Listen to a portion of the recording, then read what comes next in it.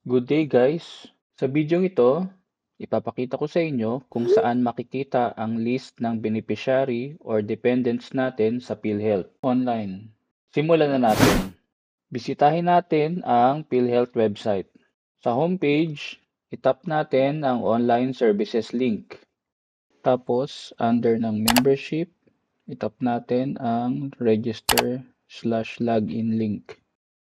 At mag-login na tayo.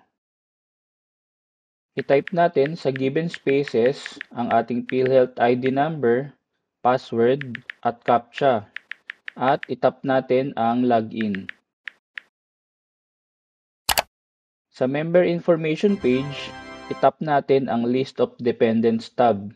So dito, ipinakita na ni PhilHealth kung ilan ang PhilHealth dependents natin, pati ang relationship natin sa kanila, dependent PIN, at kumpletong detalye ng dependents natin.